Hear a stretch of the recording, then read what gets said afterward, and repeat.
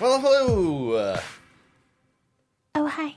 Hey, Hi. how you doing? I'm okay. You wanna know how I'm doing? I do. Pretty good. Yeah? Yup, pretty good. Okay, I'm just taken aback by the enthusiasm. I'm fine. feeling really good today. That's good. It's a lovely day in Austintown, Ohio. I've had my windows open all day, It is beautiful and the out. sun has been beaten down, and we got a nice cross breeze most of the time. Spent half the day working from my office with no shirt on, feeling pretty good. That would be good. It was pretty good. If I worked without my shirt on, I would be arrested. Yeah, maybe. What's the rule there? They generally work- like you to wear shirts in a pharmacy. Yeah, but when you get kicked out or when you get arrested, like, if you run around without a shirt on, what can actually happen to you? You could possibly get in trouble for indecent exposure. You think so? Yeah. I'd definitely get kicked out of work. I don't even think it would get that far. They would be like, why aren't you wearing a shirt? And are you having some kind of episode that has caused you to not be wearing a shirt? For some reason, you mentioning it is making me think, like, well, wait, what actually would happen? I'll ask my boss. I'll ask the local constabulary. Just hypothetically speaking, Asking for a friend. for a friend, not me, because I would never, but if my friend I'm a proper lady. worked at a pharmacy, a Walgreens pharmacy. Which I also work out, but actually at this specific store. but it's not for me. If she did, and she did not wear a shirt to work, Yes. What are we talking? what would we do? What are we talking jail time wise? What's that look like? How bad would that be? I don't know. I'm actually wondering now. On a scale of written warning to immediately fired, what would change the passcodes on the office door? What would that be? Well, they got they got places in the country where it's like, not wearing a shirt around is fine. Yeah. You know, This is not one of those. probably not in the middle of the Midwest where people have some very specific attitudes about boobs. Yeah. Very specific attitudes. What are those very don't know. specific attitudes? I knew if I said it knowingly, you were going to go, huh? What's that mean? You were right. So, yes, today's lovely. Yeah, I'm happy too. Yeah. It's, Mostly. Mostly? Because I have a new puppy sister. Oh, yeah. New puppo. Yeah, so my mom and stepdad have been kicking around the idea of adopting a second dog for their dog. Mm-hmm. Because Zoe, who's a very good girl, she's a rescue. And she had a pretty crappy life before she was rescued. We don't know all the details, obviously. She was in Tennessee. We know she was abandoned. She was just left tied out. Yeah. And they just moved away and left her there. She has a pretty gnarly scar where her collar grew into her skin. She's very standoffish and a little tentative, and she doesn't let anyone but my mom really let her outside, which my mom leaves for work at like 3 a.m. and doesn't get home till 12 hours later. That's a long time for a dog to not go outside. Yeah, right. So, whenever we have her play with Bo, your dog Bo, she will go outside right away. If he goes outside, she follows him around. She takes the lead from him a little bit when it comes to doing dog stuff. Yeah. And we have thought maybe that's a good idea to have another dog to remind her how to be a dog. Yeah. So they had been thinking about it. They would take a look at some dogs, and then it just wouldn't work out. And they ended up going and seeing one. And I don't even know if I told you this, but they went to Angels for Animals, which is a local shelter. Yeah. And it happened to be a really busy day. They had some things going on there. So it was just super busy. And they went and they looked at a couple dogs, and they saw this dog who they were calling Virginia at the time. So they saw Virginia and thought she looked really sweet and learned a little bit about her. And the volunteer who was there, and it was like a volunteer day, so it was a volunteer helping them. He said, well, you can bring your dog back and she can meet Virginia. Meet Virginia. I was thinking that. I was thinking that the whole time you were saying that. I wasn't going to say it. And see how they get along and everything.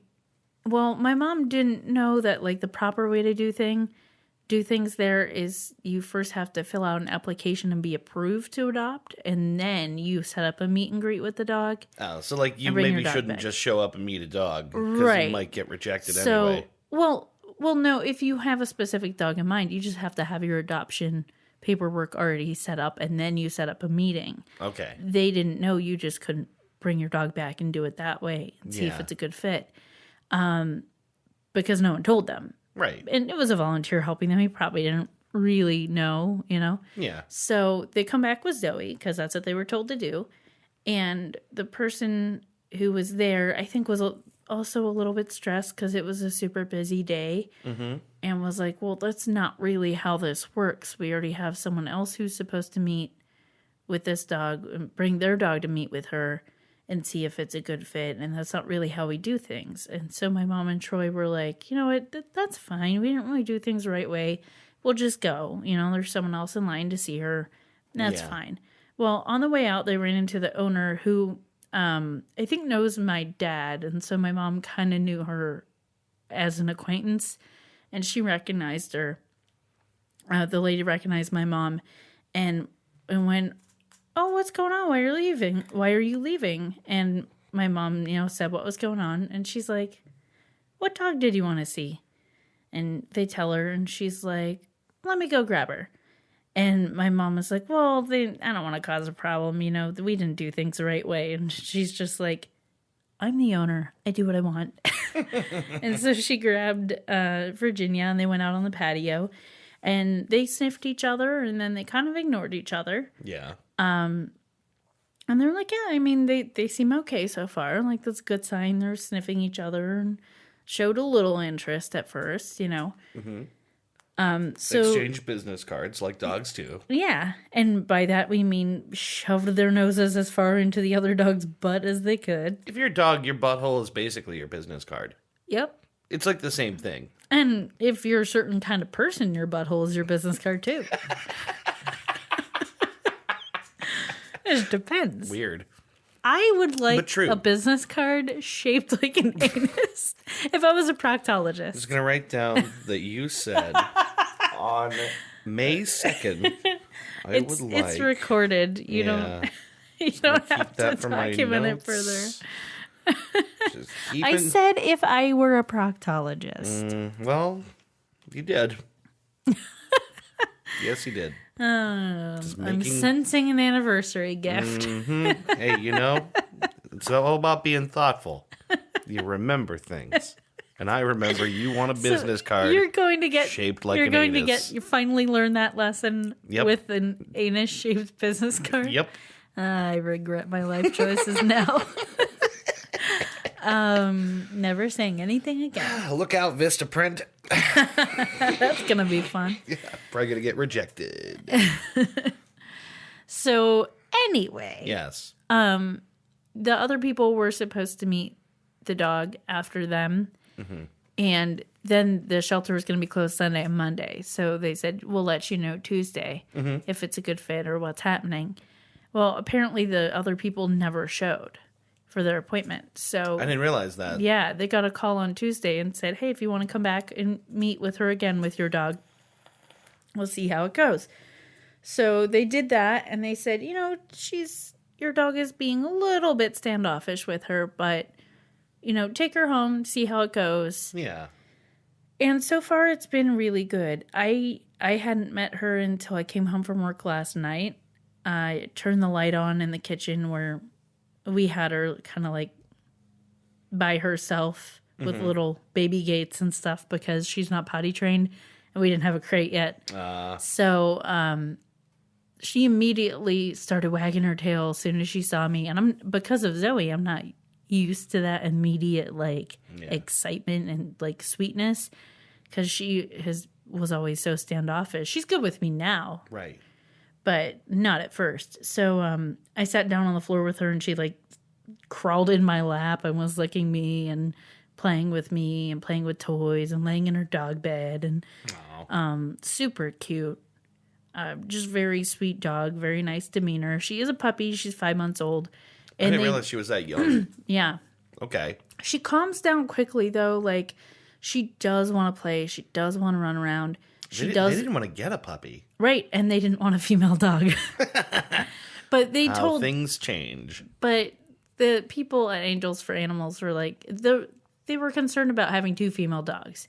Mm-hmm. And they were Couple like... of bitches. Mm-hmm. They're like, that's kind of a myth. Like, it's more about the dog's personality than their gender. The female dogs can get along just fine. Right. So, they were like, in a situation of a dog that's timid like yours, sometimes having a younger dog is better because they don't have their own bad habits already. Yeah. And your dog will show them the ropes, and it will help her act more like a dog because she has to teach another dog. That makes sense. Yeah. So, so far it seems okay. Zoe gets a little bit annoyed because they decided to name her Ginger, by the way. Yeah. Ginger wants to play all the time.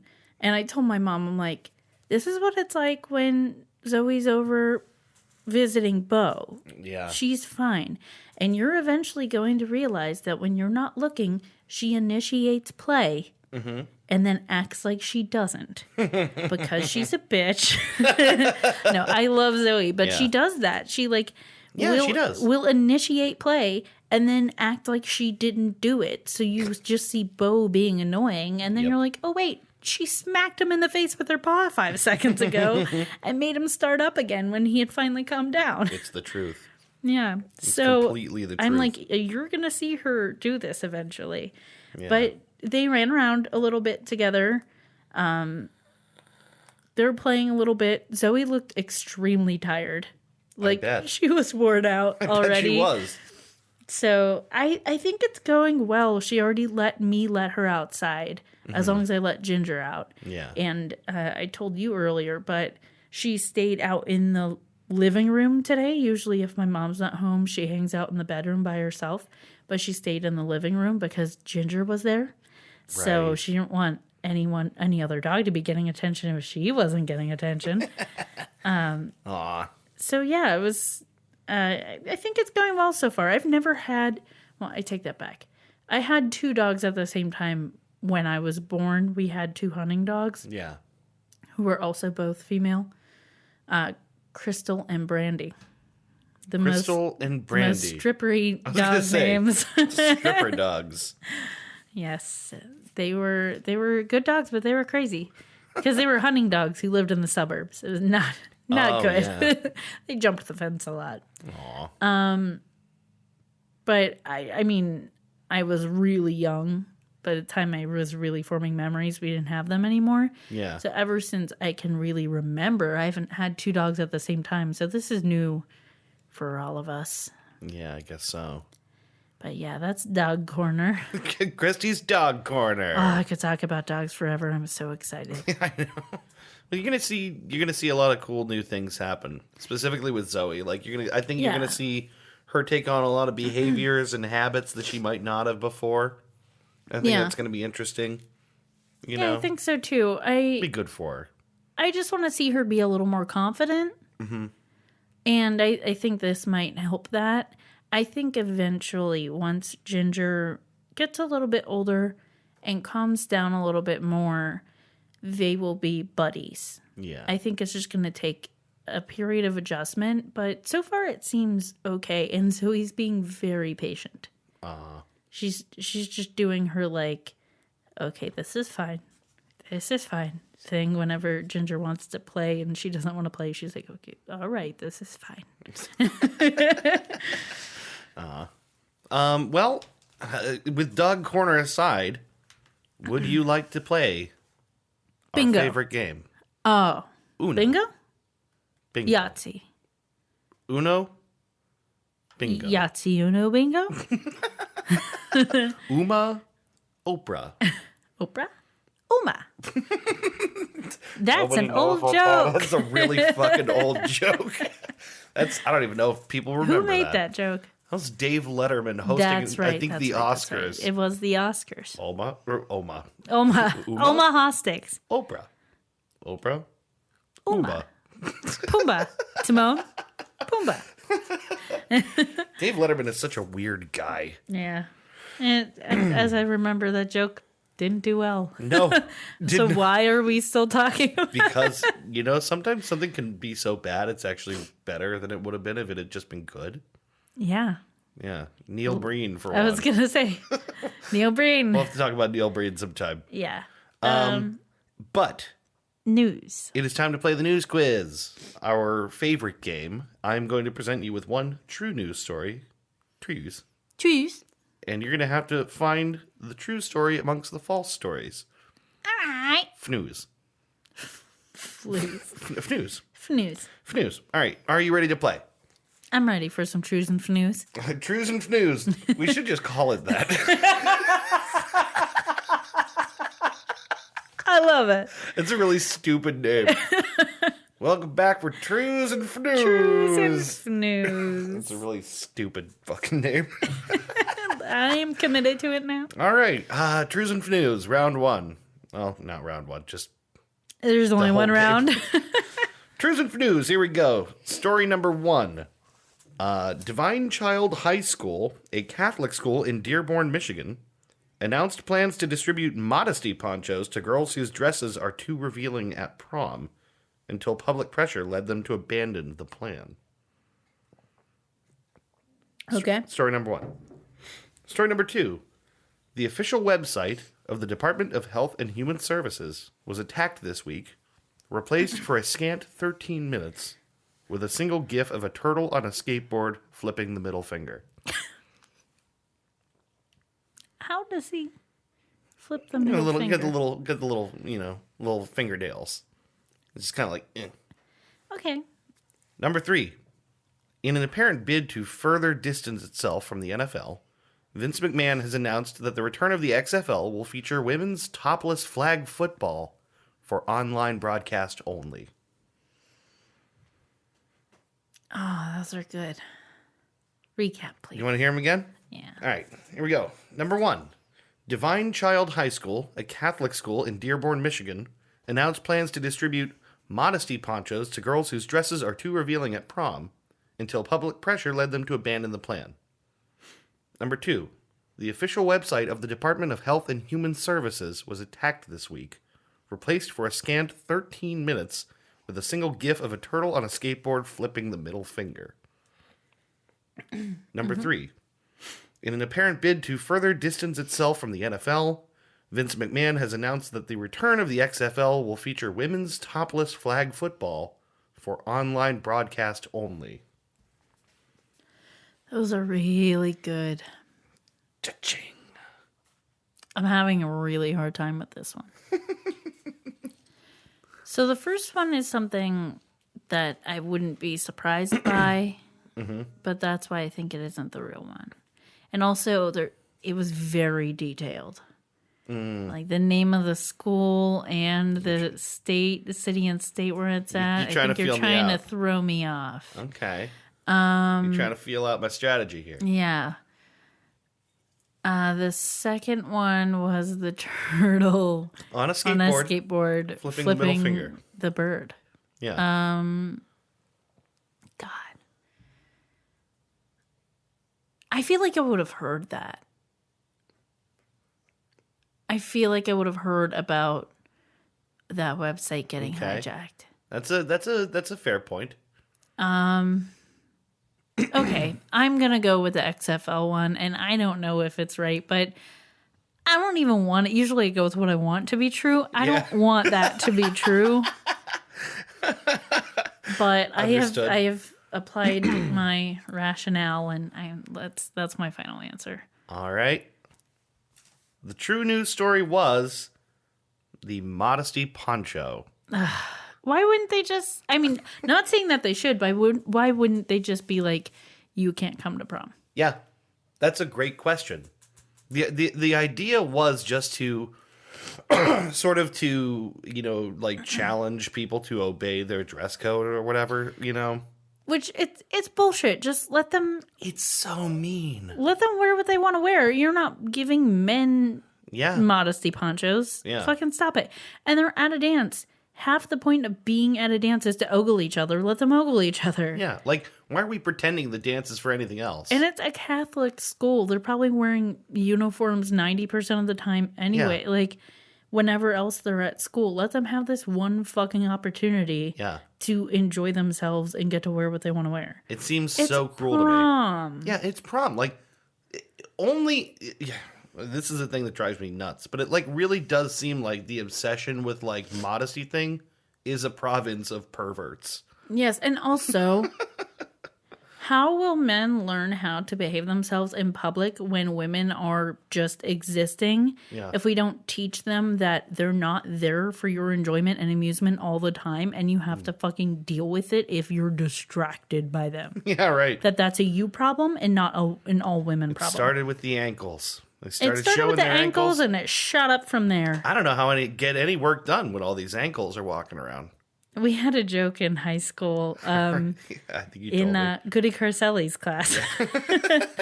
She did not like being She called did that. not like being called Goody Carcelli. Well, she shouldn't have had us read The Crucible. She shouldn't have, because then it was ankle jokes and Goody Carcelli for the rest of the year. It was like one of the first, it was like the second reading assignment. I loved her so much. She was such a she's fun a great teacher. And she put up with all of our stupid jokes like a champ. So I remember us making a joke at one point in that class that, like, it's about the desks, the ankles of the desks and how we were too distracted by them. Well, desks do have legs. Yes. Which leaves me to conclude that above their feet, there's ankles. Well, here's the thing. The reason that people used to put in that time period used to have really long tablecloths on tables was because they had ankles. Shut up. It's the feet of the table. And at the time, the design of tables, it looked more like a foot. It was like a clawfoot table and stuff like that. Yeah, they used to have long tablecloths. So that was our joke, is that we needed some tablecloths. Too distracting. These desks have ankles and they're dirty, distracting. Dirty desk, dirty. Dirty, filthy desk, bad. That's so weird. Yeah. Man, human beings expend a lot of energy trying to just deny the thing they're built to do in the first place. Yes. Like, I don't know. Aren't we better off if we acknowledge that we have biological drives and also we can control them because we're not fucking monsters? Yeah. Like, can we just all agree on that and work to be better? No, that's too hard. Fuckingly. Get George Clinton in here, ladies and gentlemen, Mr. George Clinton. I wish. Apparently. Going on a shirt. The follow-up album to Funkenteleki and the Placebo Syndrome. Funkenly. It's not even close to what I was going for. I like it. It's going on a shirt. Funkenly. It's just me with George Clinton hair. Hello, Photoshop. Hello, offended, angry people. So, anyway, that's rightfully that's so. Trues and Fnews. Trues and Fnews for this week. I want to talk a little bit for our middle segment here about something that I dove into recently. Yes. I have a new vape, a new atomizer on my vape that I'm all excited about. Give it a little yeah, just to annoy the nice people. Check it out. Oh, it sounds so good. Oh man, look at those clouds. Yeah, that's cute. That's a good sound. All right, glad we did that. Mm-hmm. Anyway, got my new vape. I'm really excited about it. I bought it because I wanted to rebuild my coils and stuff and save money on replacement parts and all that. And there's all kinds of ways to get geeky about vaping. Kinky? Geeky. Oh. Get kinky about it. Well, yeah, there's that, too. I mean, you could probably do that. I mean, smoking is some people's kink. You're not allowed to blow vape into any of my orifices. Just putting that out there You did not have to say that, but I'm glad you made it clear. As I first thought when we said kinky. Nope. Hadn't even occurred to me. Thank you anyway. Well, we're not doing it. Yeah, all right. Well, now that you're saying that, I mean, the idea's in my head. We'll talk later. Well, let's carry on. But yeah, so I wanted to rebuild my coils and stuff. So I started to, I got this new atomizer and I started digging into ways to, like build coils and stuff. And I went into the YouTube rabbit hole around vaping. No, he's a dangerous place. Which I guess I should have known that there would be like a huge presence of vape channels and stuff. Oh, yeah. I mean, there's anything that people are into gets, has its own YouTube community. There have been times when I've watched 30 minutes straight of people doing vape tricks. They're not very good. No, some of them are probably really bad. Mostly it's just like 14-year-olds. Yeah. Like, I came across a shocking amount of stuff, and it's the number one thing that stuck out to me as, like, here's a thing that could be really, really annoying. And I feel bad because people are just doing their thing. They're just being themselves. Mm-hmm. There's this guy on YouTube. His name is Rip Trippers. So let's immediately call him out. Yeah, I'm going to call him out immediately. He's like a really excitable guy. Mm-hmm. But he's just got this way about him that, like, I was both, like, repulsed and compelled at the same time. Oh, yeah. Because he's just this super high-energy dude who's, like, lots of quick cuts in all of his, like quick cuts in his commentary and saying things like, man, this one chugs. Really chugs. This one's tense. Like, he's like always screaming about this shit. Is he a caricature? Like, I think he's got to be a little bit by now. Right? Because I think he's been around a while. And he had some really good advice. Okay. And gave some really good recommendations on stuff. Like, it's not like he's not providing a valuable service. It's just like the character of this guy is, like, wild to me.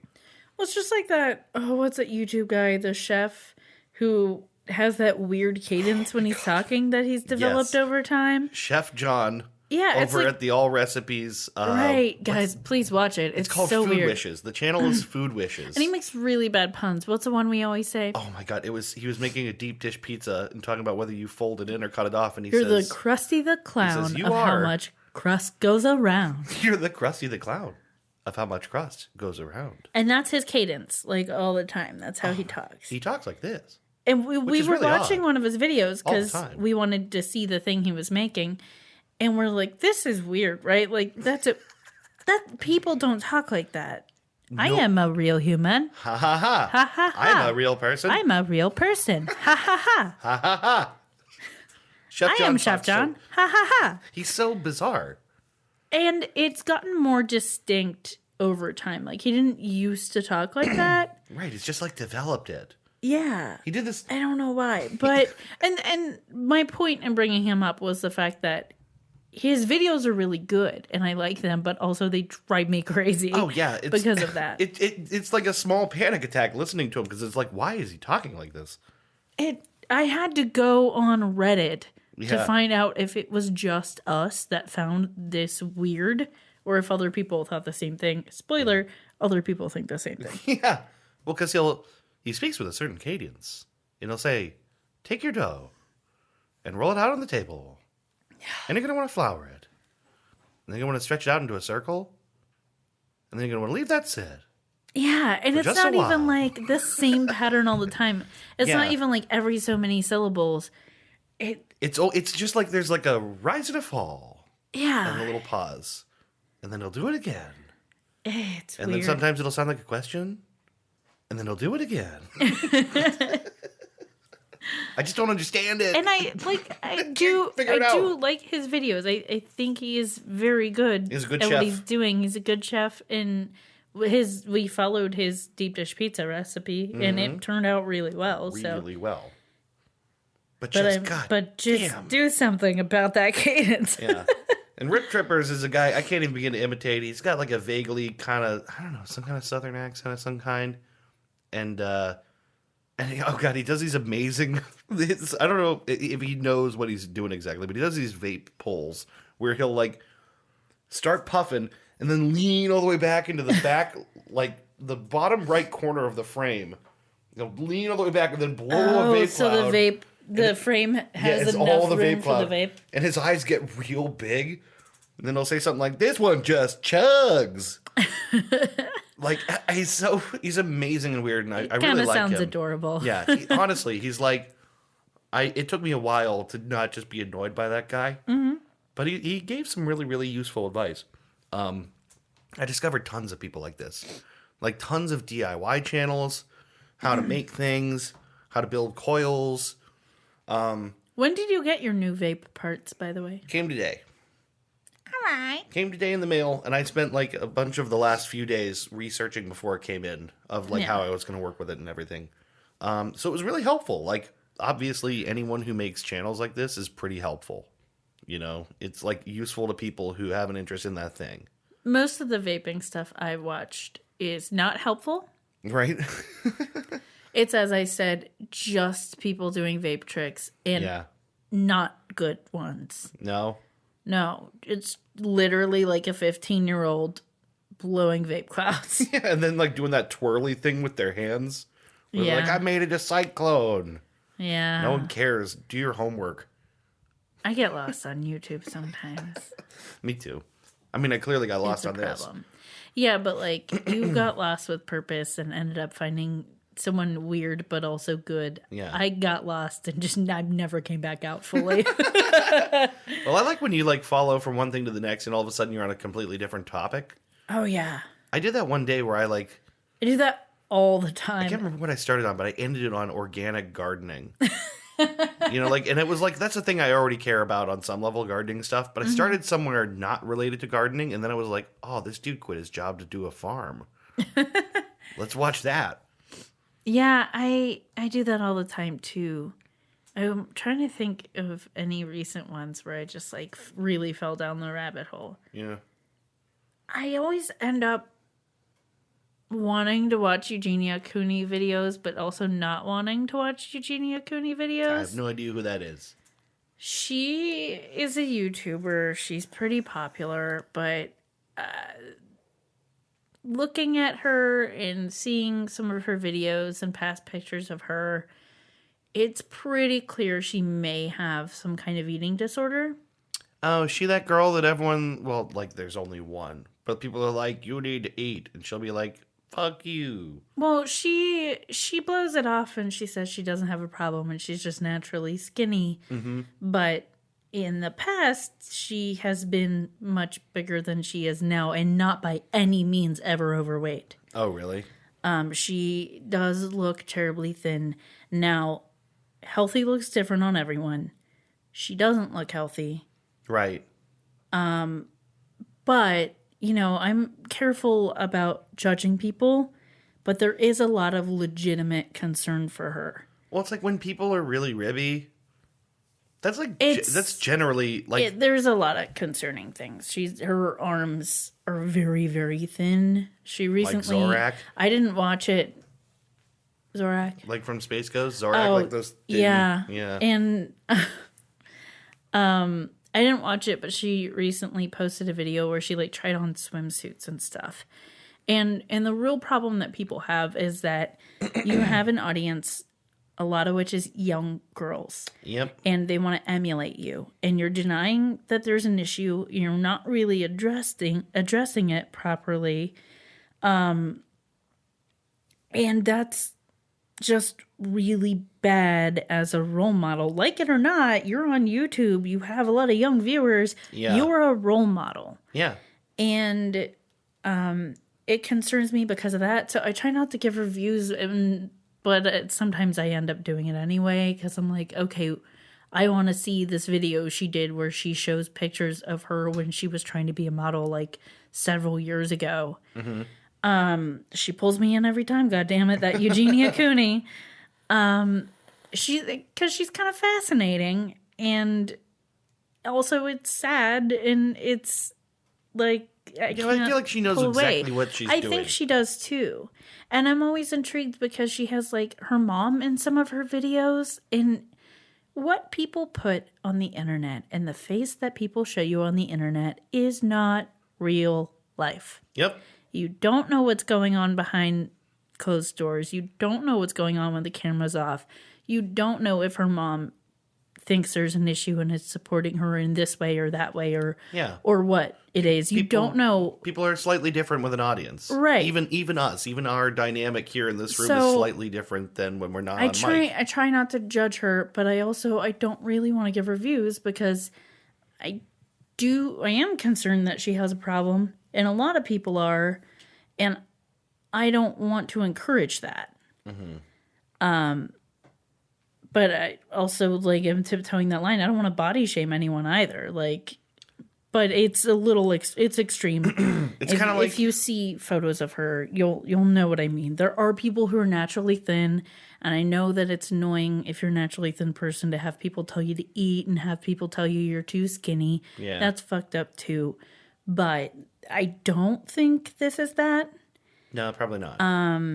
And it is concerning. And there are people who are legitimately concerned for her and have made comments on her videos like, hey, this is kind of the last time I'm going to be around in your comments until something changes for you because I just can't do it. It's breaking my heart. Like, I can't watch you. So, I don't know. But YouTube always suggests it to me. And so I'll be tripping down YouTube and be watching roller derby. And the next thing I know, Eugenia Cooney again. Oh, It's like, how am I here again? Or I'll be watching videos. I am like, I don't want to watch Eugenia Cooney. Let me watch this heartbreaking video of someone talking about their struggle with anorexia. Yeah. Why don't I do that? Hey, YouTube here, just to suggest you get some anorexia in your eyeballs. Here you go. Just suggesting. And I mean, I do like, like isn't really the right word, but I am a researcher. I like understanding other points of view. Mm-hmm. I have not personally struggled with an eating disorder, really, so I like to try to understand from someone else's perspective. So I do like watching these videos, but you start out with one thing and you end up somewhere totally different. Yeah, right. And sometimes, I would say in my case, 90% of the time, it's really depressing. Yeah. Or frightening. That's how YouTube works. That says as much about like the things we choose over other things as it says about the content of YouTube itself. Right. But you know what? Why don't we take ourselves a little break? Break time. All right. And when we come back, we will have the main topic for this episode. All right. Stick around.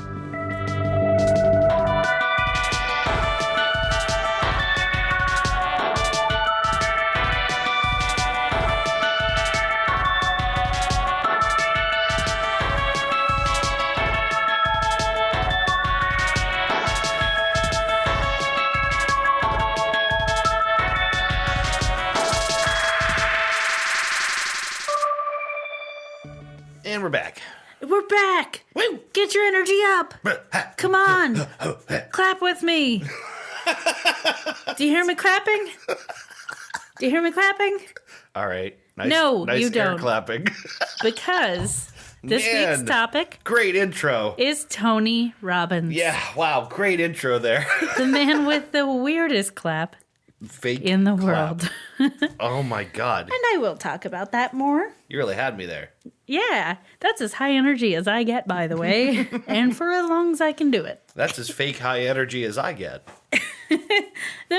You were confused. I didn't warn you. I thought about it, but then I said, you know what? Well, I didn't say it, but I thought, you know what? Fuck it. Let's just do it. Fuck it. Which is what I say before, like, 90% of my actions. You know what? Fuck it. I am really glad that we're going to be talking about Tony Robbins because he is something Hungry? to behold. He's Tony Robbins hungry. That's a Family Guy thing. Yeah. That Dave showed me earlier. Yeah, right. It's largely my only real experience of Tony Robbins, aside from, a couple of things here and there, a couple of clips and all. It's Tony Robbins hungry where he eats Peter Griffin. Well, you are in for a treat then. Nice. So I'm just referencing my phone because I want to once again shout out a podcast that talked about something we're talking about before we did it. Oh, and okay. Probably better. Okay. When once again, it's Ona, Ross, and Carrie. I think we've talked about them a zillion times on this podcast. We have. Because it is, they have kind of a similar, or we have a similar kind of thing that they do. That's the right way to put it. And they attended a talk by Tony Robbins. Now, they don't got that Tony Robbins seminar kind of money, because who does? Yeah, I don't know what it costs to go see that guy. Oh, I'll tell you. Okay. Cool. But they went to like this business expo kind of thing. It was like a real estate and wealth expo. And he did a talk at the end of it. They really kind of went for that, but they went to the other stuff too. Yeah. And they talked about all of it. But those episodes, the first one that he's in is Ross and Carrie Get Rich Quick Part 2. Okay. But of course, there's a Part 1 before that, and there's a Part 3 after that. 2 and 3 both include stuff about Tony Robbins. So if you want to hear in detail what they thought of him and what they thought of his talk, you can go listen to that. Okay. I suggest them, as always. Oh, God, there was something that... Oh, Ross from Ono, Ross, and Carrie says that Tony Robbins' voice sounds just like Penn Jillette to him. Okay. And he's not wrong. They have a very similar voice. I'm really familiar with Penn Jillette's voice, so I'm going to have to listen to Tony Robbins say stuff. It's very similar. Just listen to him say stuff. Stuff. Hey, say some stuff, Tony. So, let's go back. Let's talk about go back. Tony Robbins' past. Oh. Start at the beginning here. This is how I always like to start. Yeah, me too. It's good to have some kind of a chronological element here. So he's from Arizona. His parents divorced when he was 7. Mm-hmm. His mother remarried several times, eventually marrying Jim Robbins, who was a former semi-pro baseball player. And he adopted Tony at the age of 12 years old. So baseball dad. That's how he got the last name Robbins. Okay. In high school, he was average height or maybe on the short side until he grew 10 inches pretty suddenly. It turned out he had a pituitary tumor. He ended up having it removed. He's okay. Okay. But this is not as funny as I imagined, which is just like a huge growth spurt. Like Tom Hanks in Big kind of scenario. Who just like wakes up with a beard a foot taller. Yeah. But he does have the kind of look in the voice of someone with like gigantism, like usually related to pituitary issues or a tumor or something like that. Okay. So there's that. That explains just how he is a mountain of a man. Yeah, that does explain. I didn't actually know there was a story behind his bigness. Yeah. But he is quite big. He is a big, imposing person in personality and physically. He, to quote him, had a chaotic and abusive childhood. I watched the documentary on Netflix, and I will talk more about that. But in that, he talks about some of the things that his mom did. The fact that she was much smaller than him. She's like 5'1" or 5'2". Yeah. But she would still like yank him around by his hair. She had poured liquid soap down his throat. Like, not a good childhood. She was also very dependent on him. He was the oldest of 3 children. Part of the reason he ended up not going to college, because she depended on him so much and kind of didn't want to let him go. Though he did end up moving out at the age of 17. Mm-hmm. He started promoting seminars for Jim Rohn, who was one of like these motivational speaker guys. In the 80s, he met John Grinder. Who is you know what I'm talking about? The co-founder of Neurolinguistic Programming.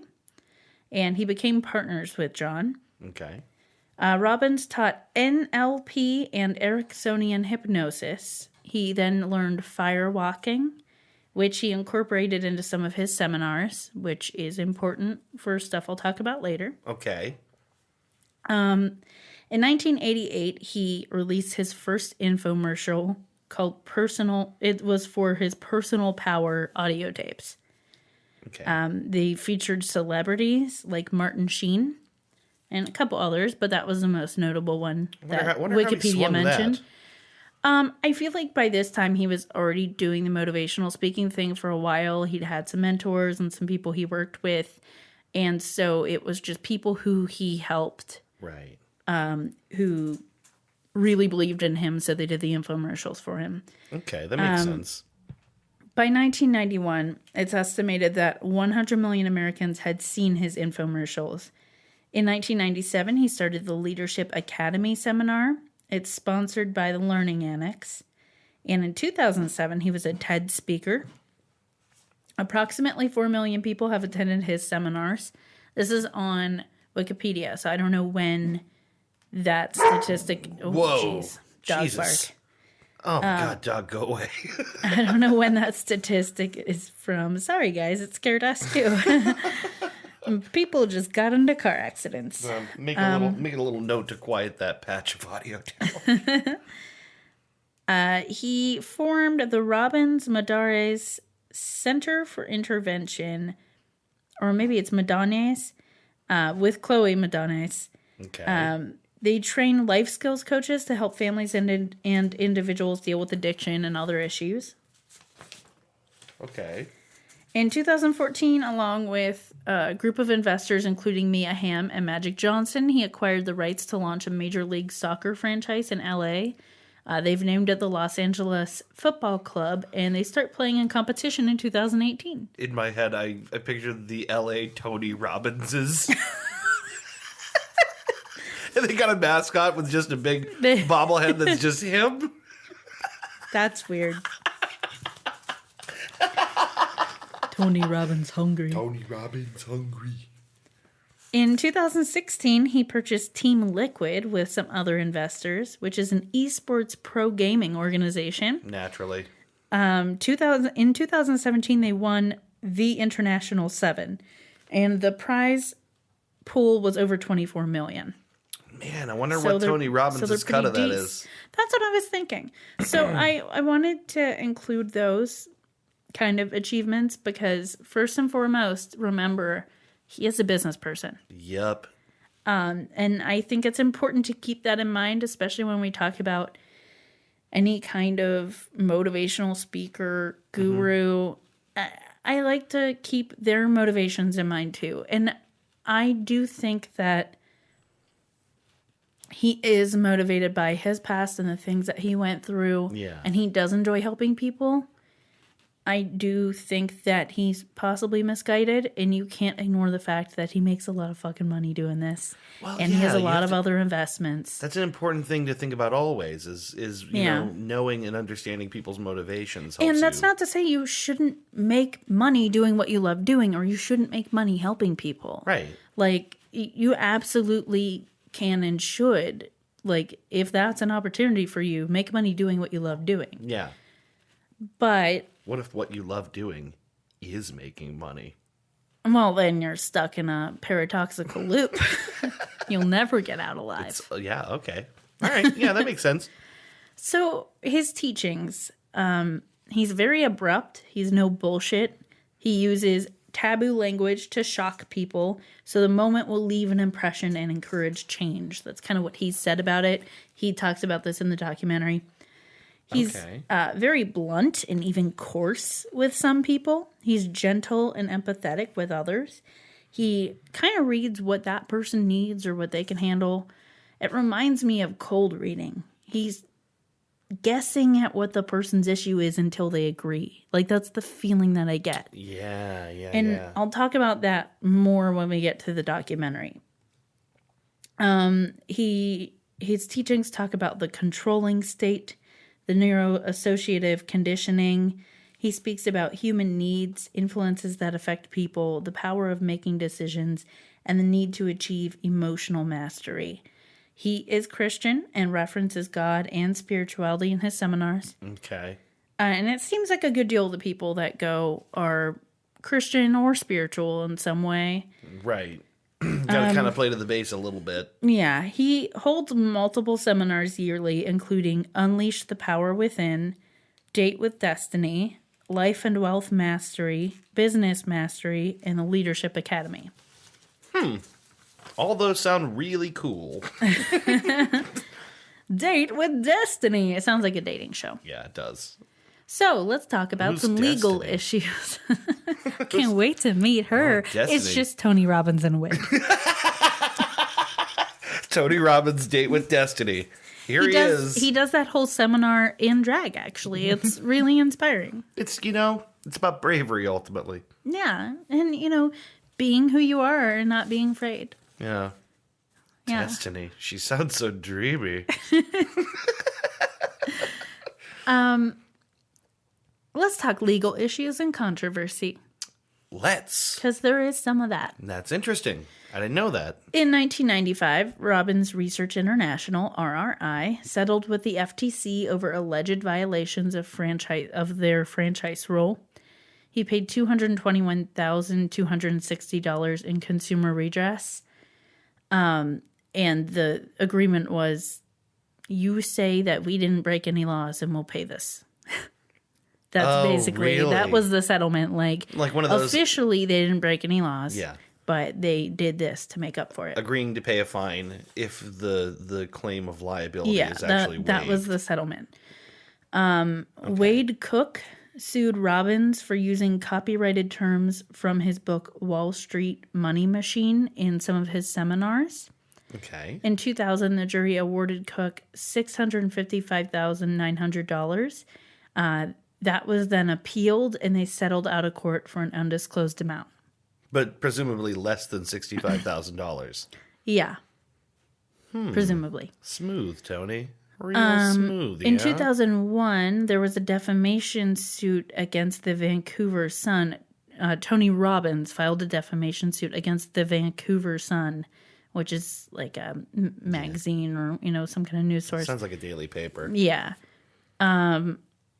They said he was adulterous.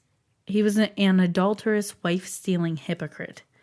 He won $20,000 in damages and court costs. And they covered his court costs. In 2012, the San Jose Mercury News published that people were burned and hospitalized during firewalking at one of his seminars on July 19, 2012. They later retracted these statements as inaccurate, and a corrective article was published by the Huffington Post. No kidding. And then... I'm curious about that one, but... June 24th, 2016. Uh-huh. At least 30 people were treated for minor burns after his firewalk at the Unleash the Power Within seminar. No kidding. Their spokesperson said, someone unfamiliar with the process of the firewalk called 911, reporting the need for emergency services vehicles. There was no need for emergency personnel. Only 5 of 7,000 participants requested examination beyond what was readily available on site. They also go on to say that, they do have a couple firemen available during this just in case something happens. They do have medical personnel. Usually what ends up happening if they're injured at all, this is what they claim. From firewalking, usually what you get is minor sunburn kind of feeling. Okay. So they put some aloe vera on it and bandage you up and you go on your merry way. Okay. Did you say 5 of 7,000? That was her claim, that only 5 of 7,000 participants requested examination beyond what was available on site. So it's not to say that other people weren't examined. It's to say that only 5 needed more or wanted more medical attention than they would get at the seminar. For me, the crazy thing is that 7,000 people participated. I don't know if that is the number of people total at the seminar or the number of people who actually did the firewalk. I'm a little iffy on that. Because this is a quote from a representative, so I'm not sure on that. Right, yeah. You inflate that number in order to make your claim sound better. Yeah, but even then... I feel like a lot of people probably do go to the seminar in part to do the firewalking. I feel like it's a build-up kind of thing. Yeah. I mean, Oprah even did it. Oprah did it? Oprah did it before. Oprah? She went to one of his seminars and she was like, I'm not going to do that. And then she ended up doing it. Because Oprah is the exact kind of person that Tony Robbins is made for. Not only but she's a gateway to a buttload of people. Mm-hmm. I wouldn't be surprised if he came on bended knee and asked her to do it. There's a lot of stuff I didn't write down about like TV appearances and stuff, but he has been on the Oprah's network, and been like a guest on shows, and like I think he's on one of her shows or was on one of her shows regularly.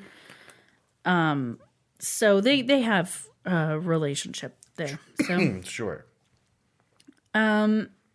So for a moment, let's talk about the Me Too movement. Oh man.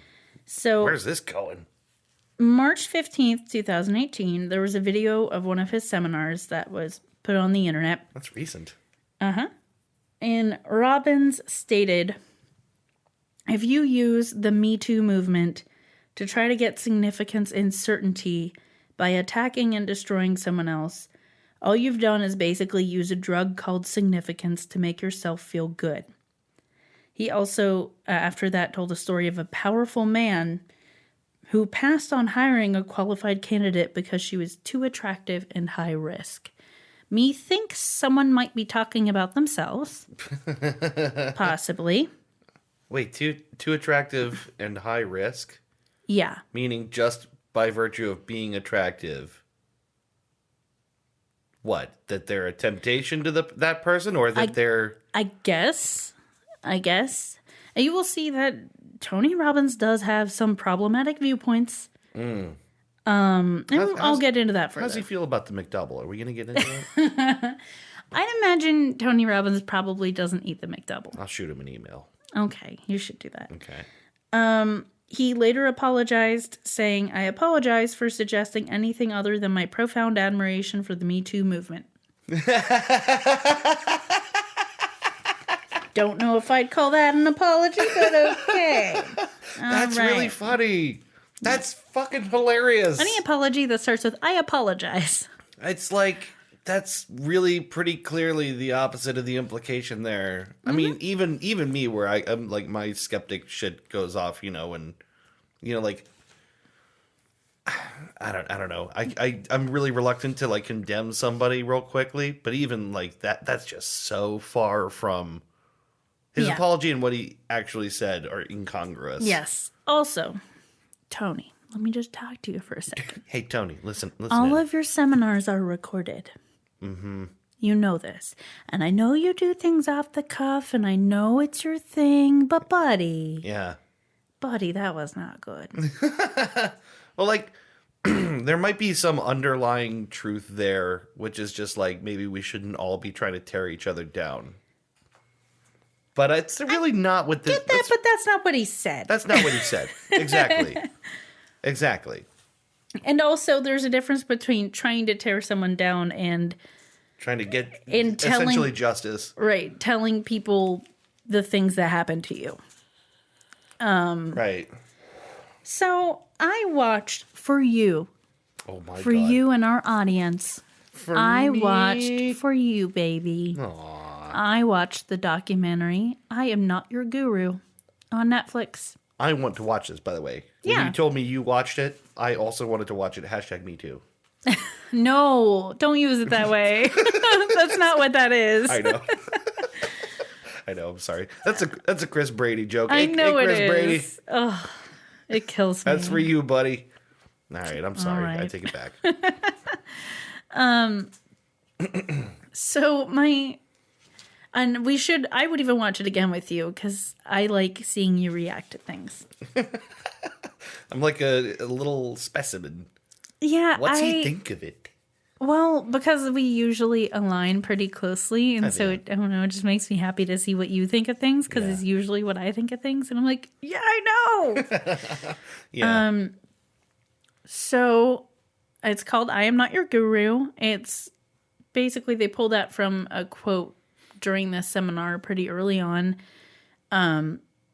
where he says, I'm not your guru. I'm, not making you do anything, blah, blah, blah. You're here because you want to grow, that kind of thing. The seminar is from 2014. It is the Date with Destiny seminar. Okay. And I'll talk a little bit more about the specifics of that. My first impressions from the first 5 minutes is that he says the word fuck a fucking lot. Really? I didn't know that about Tony Robbins at all. I didn't realize he was kind of dirty. Yep. Well, that's what I mentioned. The language. Yeah, but I never heard that about him before, which is really weird. He's really intense. He uses real strong language, says real questionable things. He called someone a whore at one point, but the way he did it. Yeah, he was talking to this lady and then had her daughter come up, and the daughter basically, they clashed, and the mom was always late and the daughter was overly punctual, and there was obviously a power struggle there, and the girl was complaining about how, that morning they left to get to the seminar when they were supposed to be at the seminar. Okay. And he was like, really? Oh man, that whore. Yeah. That's so weird. It's not even relevant. In context, you see what he's doing, and he does this kind of thing a lot. I'm not condoning it. But in context, he was playing to the person he was talking to. Sure. And he does it for shock value. Yeah. It's just a weird particular... It's a very weird thing. You could call someone a lot of things in that moment. Right. That were more relevant. Yeah. Very possibly. Tony Robbins is weird. Please go on. I'm sorry. So in the first 5 minutes, he makes a joke about jerking off. And then someone crowd surfs. Oh my God. This sounds more like a weird dream you had than like a Tony Robbins seminar. I felt like it was a weird dream I was having. Okay. Yeah. Except this happened. I jerk off less in my dreams, I guess. I don't know. I don't know where I'm going with that. Yeah. So he goes to 12 countries yearly. He sees over 200,000 people annually. Mm-hmm. He has the yearly seminar, A Date with Destiny. We talked about cost earlier. Yeah, what it costs to see him. Give me a guess what you think. So just so you are informed, this seminar is 6 days long, and it's 12 hours a day. 6 days long, 12 hours a day. Non-stop. You stay in there, it's like lodging Tony and stuff? Robbins action. It's at a hotel. Okay. I'm going to guess, I know these things aren't cheap, $2,500. Maybe three. Really? It's almost $5,000. No shit. Some accounts say over $5,000. The documentary says $4,995. I'm sure there's probably taxes and fees and stuff. It's 6 days long? Over 6 days long. So that means that $5,000 over 6 days. I mean, it's like getting up towards $1,000 a day. Mm-hmm. What could possibly be worth $1,000 a day? Tony Robbins' infinite wisdom. That's and freaking probably weird. some croissants and carrots and dip. Is there a continental breakfast? I think they do feed them because they're there for 12 machine? Fucking hours. Yeah, you would have to, wouldn't you? So, wow, that's crazy. This was his first time letting outside cameras in. So they show the first day, the doors open and everything, everyone comes down. The seminar is about to start. People are running to get to their seats. Well, wait, what? To try and be in the front? To be in an ideal place for them? I don't know. They were running in every direction. I couldn't make sense of it. Actually running? They were running. This is weird. And I'm my first thought was, this seems dangerous. Yeah. You're just running into an enclosed room. Someone's going to trip and get hurt. Yeah, right. And then other people will trample them like it's Black Friday. My response to this was, I don't get that excited about anything. No. The closest I got was one time when my mom had one of those giant monster cookies with M&Ms in it from Giant Eagle. And I was like, oh man, later I'm going to eat that cookie. And I forgot about it, and I came upstairs, and I was looking for something sweet to eat, and I turned around, and I saw the cookie. Okay. And my heart literally skipped a beat. Did you feel like ugh? Yes. And then my next thought was, that is the fattest involuntary reaction I've ever had. That is so much more our speed. Right. That's the most excited I've gotten about anything in a long time. That was like 2 years ago. I think I've had that reaction possibly to food, but I can't think of a specific. Oh, man. It's not healthy. I have had like a tearful reaction to not having milk when I wanted to have a PB&J. Yeah. I've just been like, I don't have milk with my PB&J. Yeah, well, some people do it wrong. You can be wrong. Crunchy peanut butter's better. Still wrong. Anyway. Also, I don't think I could be that high energy for 6 days straight. Yeah, it must be really exhausting to like... And he really demands that of you. Like, he really does. Like, there are parts of the documentary where he's like, you need to commit to this. You need to bring it as hard and be as intense as you've ever been. Yeah. Like, on some level, you'd have to feel like you were like trying to impress Tony from your seat. Yes. That's like really weird and not standard. That in mind. Yes. Okay. Cool. So, also, he does a weird no contact clap. Yeah, which you opened. You opened with here. Yeah, when I said, "Can you hear me clapping?" No, because I'm Tony Robbins. Yeah, because he does. He like looks like he's clapping. His hands appear to from be the clapping. right ankle from his right ankle. You better cover that up. Ooh, Tony. From the right angle, you could see that he is not clapping, or he is barely touching his hands together. Apparently, so Ross and Carrie mentioned this. Carrie noticed it when they saw him and thought it was really strange. Other people have noticed it and talked about it, but apparently it's because in the early days he would get so amped and excited and would clap so emphatically and so hard that he would hurt himself and make his hands bleed and shit. So he adapted by doing this fake clap that he does. It's like, I thought it was about his microphones. Someone suggested that it was because it would be too loud for the mic, but apparently he claims that it was because he went too hard. He went too Tony Robbins. It reminds me of the cymbal crashing monkey. Yeah, cymbal monkey. But if the cymbals just didn't clash. Just didn't. They just got right up to it. He does kind of look like the clapping monkey when he's doing that. Yeah. Look up videos of go to Facebook. Go to Facebook. Like you're typing in a comment. Mm-hmm. Click on the GIF button. Type in Tony Robbins, and it will be one of the first GIFs. And yes, it's pronounced GIF.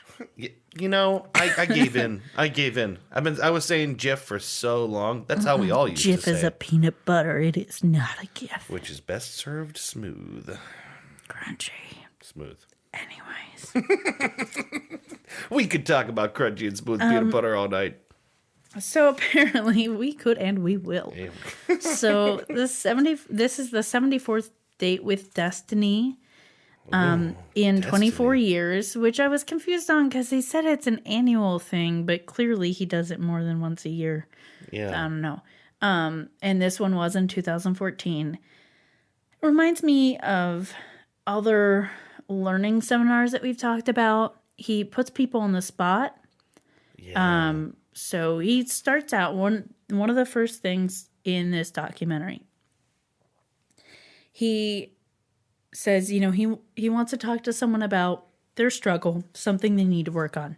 Mm-hmm. He calls on this girl, he asks for volunteers, calls on this girl, very young. You find out later she's 19, but she looks very young. And she says something she needs to work on is that she struggles with her diet.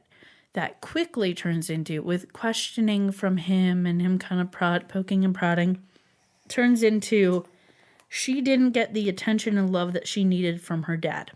Sure, of course. If Tony Robbins, you give him a thread, he'll pull it. Right. And he's very good at doing that. This is where the whole, being a cold reader kind of thing comes in. Mm-hmm.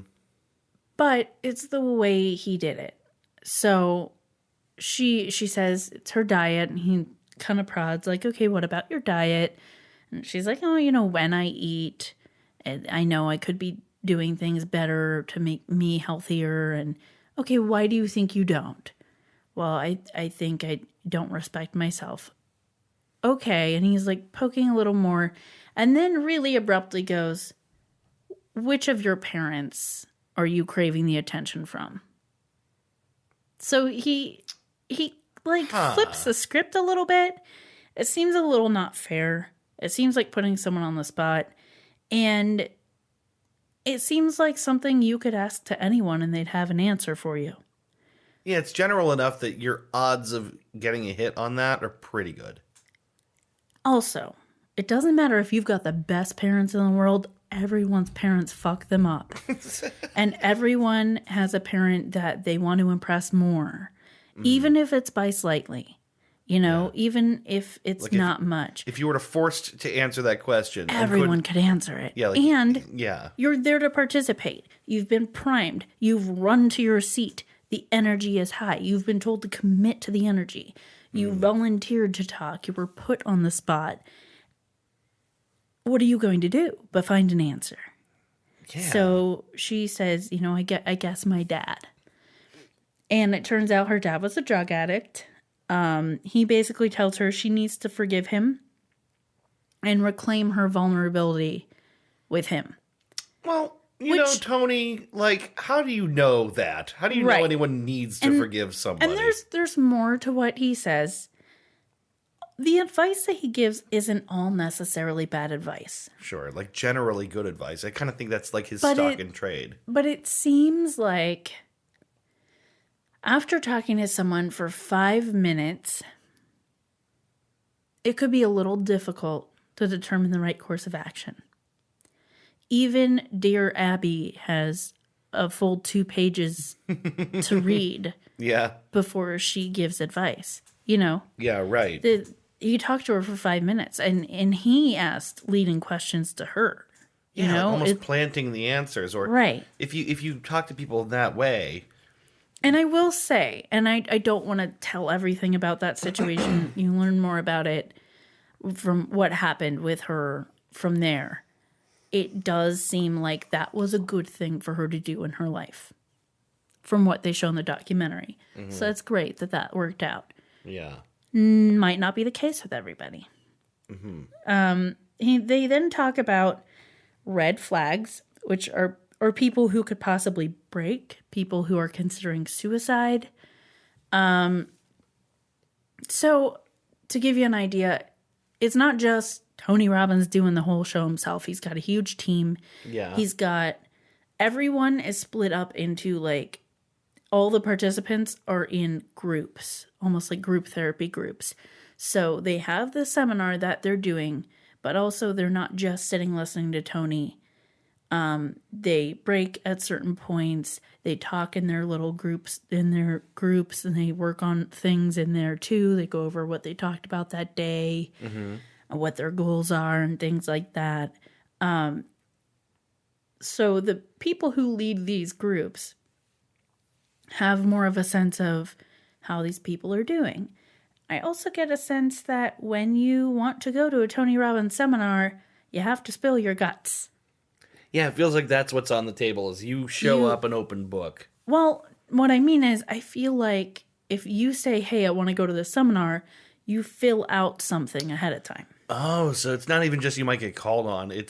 I get the feeling that they're sometimes really want to speak to specific people, or, they've gotten a good amount of information from people to kind of know enough about them to have an idea of, okay, who's kind of in a bad place, who's going through this situation.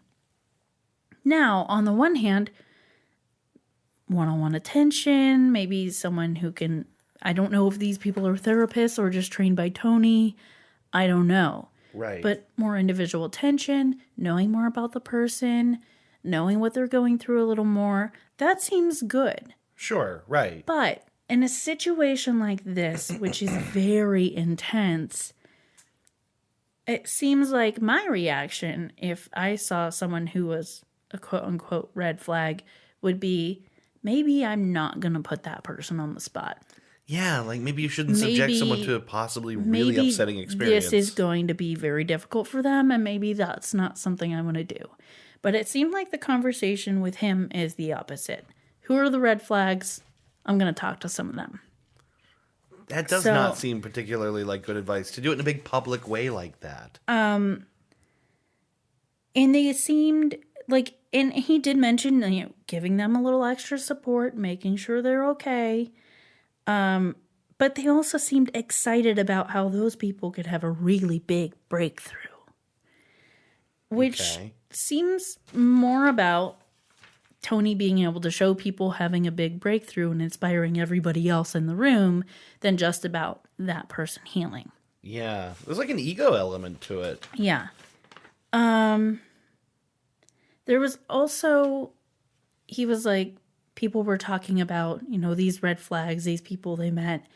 And one of them mentions this lady, and he apparently, this group leader had emailed Tony about him. And Tony goes, no, she's an attention seeker. Show me her picture. I want to know what she looks like. I don't deal with her at all. What? Which seems brusque and like writing someone off. You know a little bit of information about this person. You're going to say she's an attention seeker. You know, sometimes you can tell with people. I mean, we talked about this not that long ago, that like there are these people in the world who are propelled on their own self-sustaining drama cycle. And you can tell that sometimes. Yeah. It seems a little unfair. Because who is going to Tony Robbins conferences? You know you're going to be put on the spot. You know you're going to talk about your most personal, deepest shit. Yeah. And Tony Robbins, what are you? You do this all the time. Are you not an attention seeker? Because you can't tell me that you don't live in the limelight and you don't enjoy it. Yeah, it kind of seems like the whole point feels a little bit judgmental. Yeah, I could see that. It just caught me off guard. I was like, okay, that's harsh, but all right. Yeah, it seems like the kind of thing that maybe it's easier to justify that opinion to yourself when you start with, I'm not your guru. Yeah. Like, you can kind of set up an expectation of yourself to yourself if you kind of abdicate responsibility early on and go, I'm not a guru. I'm just a guy with some ideas. I'm not a guru. I'm just a guru. Right. Yeah. I mean, ultimately, he has to know that's what he is to people. So, he, to me, comes off as fairly sexist. He talks about the feminine man, the powerful man. Mm-hmm. If you're not a powerful man, then you're a feminine man. At some point, he writes off someone's behavior as saying, he's a man. Yeah. It was someone complaining about her ex, saying he was closed off. He never talked about anything. Mm-hmm. He said, yeah, he's a man. And she said, well, now I'm dating someone now, and he's the complete opposite of that. He never stops talking. It kind of drives me crazy. And he says, yeah, he's a feminine man. Okay, so when your very old-fashioned, poorly informed generalization about men and women doesn't work, you flip the script and you alter it to fit. It's the no true Scotsman fallacy. Yeah. Then she goes on to talk about this guy. He basically tells her to break up with him. Oh, man, Tony, what are you doing, man? You're supposed to be breaking people up. Come on, you don't, basically says you don't seem like, it seems like you know that this isn't working, that this isn't what you want. So commit to making a change. Break up with him. She makes her take out her phone. Whoa, what? He says, take out your phone. And he does very quickly go, so you wouldn't do this if you didn't want to. You know, this is your decision. Do you want to do this? But people want to impress Tony Robbins. This sucks. They are there for this seminar. They are there for him. Yeah. They are primed to commit to this, to be as intense as they can be, to be as high energy as they can be, to take the advice of him as best they can. And you're going to tell me that that doesn't have an effect on someone's decision? Yeah. Fuck that. Of course it does. Of course it does. Wait, so he makes this woman actually in front of him take out her phone and then what? Calls and breaks up with her boyfriend. Fuck, that's not cool, man. And this is the point. I got broken up today by Tony Robbins. Yeah. Tony Robbins broke up with me. And I will touch back on her story in a little bit. Okay. In an article I read about this documentary, someone made a good point. The author made a good point. That a therapist would never give practical advice like that. Yeah. Even if you've been seeing a therapist for years, unless the relationship you were in was clearly abusive, they would never give advice like that. Because that is not therapy. No, a therapist will suss out of you your answer to that question. They would never drive you in a direction. They would never tell you to do anything like that. But they would encourage you to be, faithful to what it is you wanted to do and know why you did it. Yeah. They never tell you to do that. And also putting someone on the spot and being like, well, you can't tell me in 5 seconds if this relationship is what you want, then clearly it's not what you want. That's not how life works. That's not how relationships work. That's not how feelings work. Relationships aren't 100% awesome all the time. Yeah. They take work. Mm-hmm. Sometimes it sucks. And there might be days where you're like, no, this is great. It's exactly where they want. And there might be days where you're like, I don't fucking know, because today was hard. Mm-hmm. That you should not make a decision like that involves you and another person with you and Tony Robbins in 5 seconds in an encounter at a seminar. That's so weird. Yeah. I mean, that's the really messed up thing is that he has that. And I guess a lot of these really influential people do have that power over someone to be like, do it. Do it. Also, they were holding the microphone up to her phone while she does it, like to try to catch his side of the conversation as much as possible. That fucking sucks. I hate that so much. There's another person who, so on this day, this is the day they were talking about red flags. Mm-hmm. He specifically wants to talk to people who are suicidal. So this lady raises her hand, and he's kind of like, she starts talking about how people would never know that she's suicidal, would never know this is how she feels. She holds it together for everyone else. She's the caretaker for everyone else. Yeah. He finally pries out of her, like, why? What's going on with you? What's really going on? And she says, almost defiantly, you want to know? Like, you really want to know? And he says, yeah, I want to know. She's from Brazil, and she was raised in the Children of God cult. Do you know what that is? I do not. And we should probably talk about that sometime. Okay. It's basically a cult that believes that the way to honor God is through sex. Yeah. And sex with everyone, including young children. So she witnessed those around her being abused. She was abused. And she was not old. She's, I'd say, maybe 20s. Clearly very messed up. Yeah. Still. Her family's very messed up. Still. Understandably. So she basically confesses this huge thing. And he has this emotional moment with her. He hugs her, which, on the one hand, I mean, it's this is a person you shouldn't hug. It's kind of like, yeah, this is a big moment, and she's very fragile, and maybe not, but it seemed like it was okay. Like, she was breaking down, and he hugged her, and she seemed okay.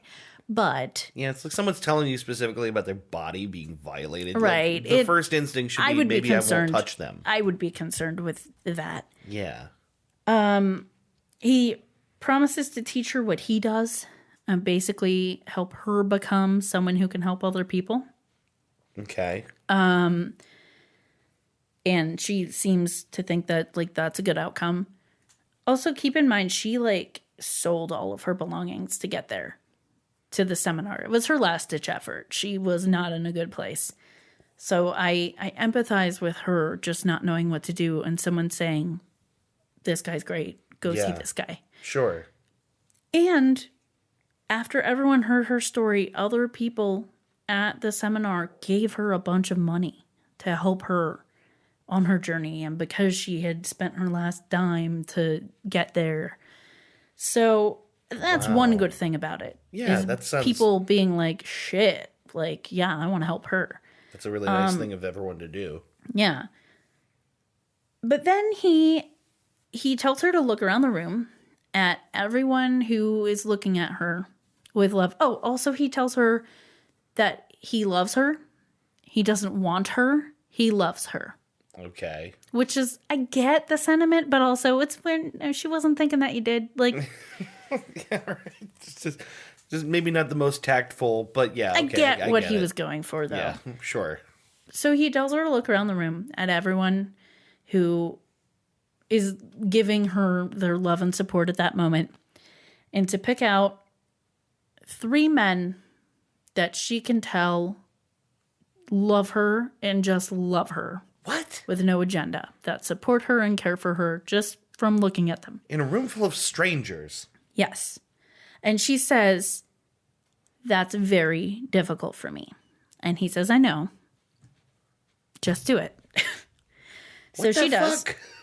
She picks 3 men. And they come forward and they talk a little bit. And he says, these men are now your new uncles. They are going to support you for the next year. Are going to check in on you, have conversations with you. You're all going to be support for each other to show you that, you know, there are good people who just love you for you, kind of thing. Okay. It seems a little misguided. It's weird. My concern, because people are people and they're pieces of shit, is what happens if one of those 3 complete fucking strangers that he knows nothing about the line later. Well, yeah, that's the thing, is he knows nothing about these dudes. Yeah. He can't. What happens if one of them crosses the line? Yeah. You've just re-victimized someone. I mean, it's a lot of responsibility that I'm sure he's not really considering. Yeah. But you are when you do something like that. Because you're convincing enough. You're telling her to put her trust in you and to put her trust in these 3 individuals, and then because you're not there to be so. Accountable about it. Yeah. Because you don't control what those guys say in their messages to her. God, you just gotta hope that works out. Yeah. You just gotta hope that works out. I don't think he thinks about that. I don't think he thought about that. I think about that. Yeah. As a woman, I think about that. Yeah. As a person empathetic to what she went through, I think about that. Yeah, right. What happens if someone crosses the line? Yeah. How bad is that going to be for her? Because, again, you're, drawing together 2 people who, don't have any, obligation to each other other than the one you artificially put between them. And I hope that didn't happen, and I wish I had more faith in humanity to say that it wouldn't happen. Mm-hmm. But people fucking suck. Yeah, shit can get weird. People fucking suck. And from the state of where we are right now and all the stories we hear about all these people we thought we loved because they were celebrities and all the shitty stuff they do, one thing I learned is that people are pieces of shit. Yeah, people are people, and people are not good. They're pieces of shit. Myself included. We all do shitty stuff sometimes. Some worse than others. Yeah. But it seems like a lot of responsibility put on those 3 men and a lot of trust. It's just a lot. Yeah, it is. So, in conclusion. Okay. The woman who broke up with her boyfriend, they did decide to stay together. Okay. Well, good. I think I feel happy about that because that's weird for Tony Robbins to break up with you over the phone. I did try to snoop around and see if I could find any updates further than that, but I wasn't able to.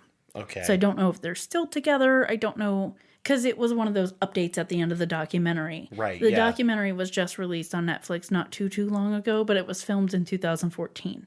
So I don't know when the update is from exactly. So I don't know if they're still together or what. Sure. Couldn't really find anything, but I didn't look super duper hard. So if anyone knows anything about that, let me know. Yeah, right. There's like some bonus footage at the end featuring some celebrity appearances from Derek and Juliet, or Julia, I don't know her name, Juliet Huff. I know she is. Derek's like a dancer, Juliet's an actor. Okay. He uses music as manipulation. Sure. So the right music at the right time, just when someone says something dramatic or inspirational, and cue the music. That's weird. Life shouldn't be like that. Ross and Carrie mentioned that too, that he really does like to do that. Okay. He does talk about himself a lot. On the one hand, I get it because you're trying to relate to people and relate your story to theirs. But also, I don't know. You know? Right. I don't know. And then my final thought is that I feel like the people drawn to this are the same people who would be motivated by a personal trainer who yells at them. Yeah. Like, that's what it feels like. It's this big, domineering, intense personality, sometimes shouting at people. Yeah. Sometimes being mean to them a little bit. Other times he's very empathetic and seems very caring. But sometimes he's real brusque. I mean, he's swearing. He's making jokes about, you're going to feel happy now and not just when you masturbate. And, you know, like... Yeah. That's just cringy from a like weird joke level. And I didn't, you know, I felt that too. I didn't know that he was one for like coarse language kind of thing. And It's I really swear, surprising to me. I swear a lot. Like, I'm not shy about that. And I talk about inappropriate shit on here all the time, and even worse in real life. So Business I'm cards not, shaped like an anus. I'm clearly not shy. Right. But it's just weird you wouldn't associate that with him. But yeah. Or any of these like It's not really the first big thing that comes self-help to mind. people. You just wouldn't think of it. Yeah. So that's Tony Robbins. Hope he doesn't sue us. Well, it does seem like that he might be a litigious guy, but in order to get sued by Tony Robbins, you got to have an audience. Yeah, and you gotta say something that's not true. I like to just give my opinions based on things that are in his own documentary. Yeah. You know, I didn't see anything I think is particularly mean about him, just that maybe some of the stuff he says or the way he does things is misguided. Yeah. I do think that he does come from a place of, ultimately, at least to begin, from a place of wanting to help people. I actually don't have a hard time believing that at all. Yeah, I don't. But $5,000 a pop for a seminar. It's not to say he isn't working hard. I get that. I mean, it's 6 hours a day or 12 hours a day for 6 days. Right. But this isn't about bringing the help to the people if you make it unaffordable for everyone who isn't willing to sink. Who's going to your seminars? Yeah, exactly. The people who are going to his seminars have got to be... You're helping the people who can afford you to. Either people with money or, worse, people without money that have just scrounged to throw everything at this. Like, really desperate people without money. Girl who sold everything to go. Yeah. I mean, that's like... You know what she could have done? And I don't know what she had tried before that point, but maybe extensive therapy. Yeah, because that's the thing, is like, he's not telling these people anything... It would have been less than that. Yeah, like, he's not... It doesn't seem like he has any gigantic breakthrough type advice you couldn't get from a therapist or the internet. Like, I don't see it. I don't see the value. Yeah. That's really the question for me, is like, how do you justify the cost of this? And maybe on some level, when you sink that money in, when you buy those tickets, you travel and you stay and you've invested not just your money, but your time. Maybe that lends you to be in a place where you feel like you're more driven to make some kind of change, right? You don't want it to not work. It's the sunken cost fallacy or whatever it is. And it's I think you get also swept up in the moment. Yeah. So you want to have a breakthrough. Yeah, exactly. You want it to work. You convince yourself that maybe it did. Yeah. I don't think he's a bad person.